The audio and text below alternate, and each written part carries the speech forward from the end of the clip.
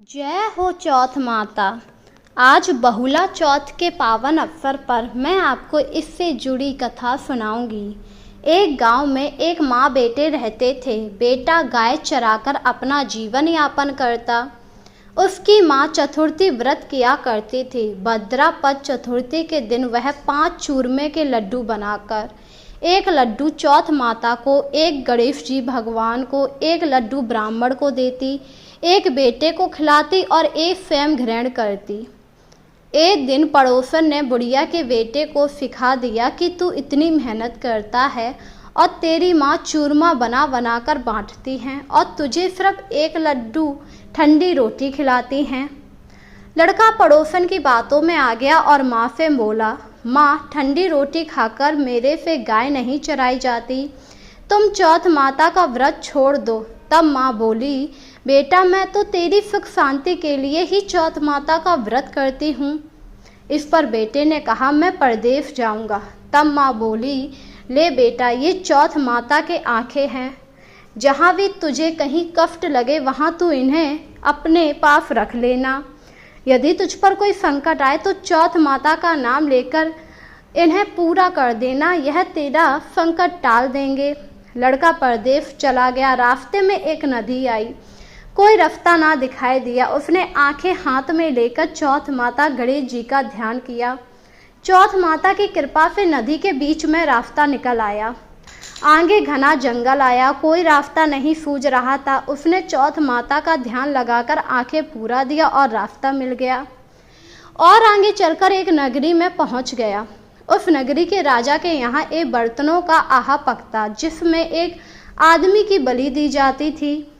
वह लड़का एक बुढ़िया के घर पहुंचा तो देखा बुढ़िया रो रही थी। उस लड़के ने पूछा, हे बुढ़िया माई तुम क्यों रो रही? तब बुढ़िया बोली, मेरा एक ही बेटा है, कल आहा में बलि देने जाएगी। उस लड़के ने कहा, माई तू घबरा मत, कल तू अपने बेटे की जगह मुझे भेज देना, बस मुझे भरपेट खाना खिला देना। यह सुनकर बुढ़िया काफ़ी खुश हुई और उसने वैसा ही किया। उसने अपने बेटे की जगह उसे भेज दिया। जब राजा के सैनिक लेने आए तो वह लड़का वहां चला गया।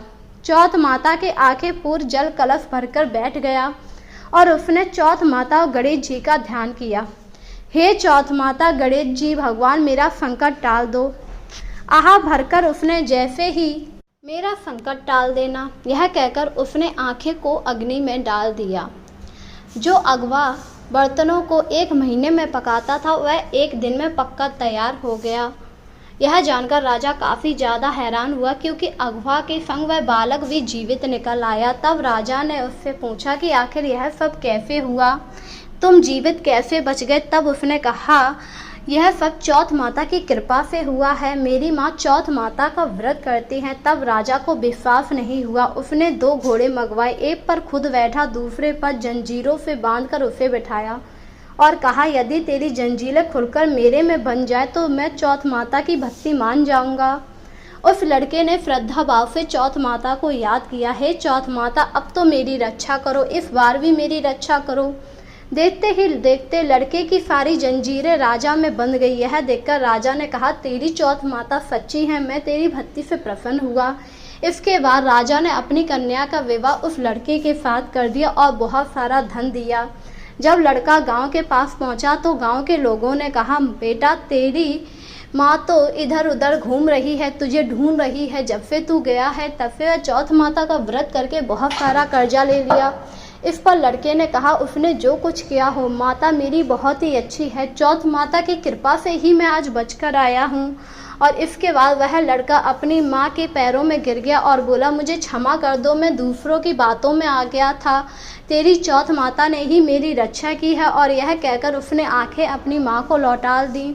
यह सुनकर बुढ़िया बहुत ज़्यादा खुश हुई। इस प्रकार हे चौथ माता, जिस प्रकार आपने उस लड़के की रक्षा की वैसे सबकी करना। जय हो चौथ माता।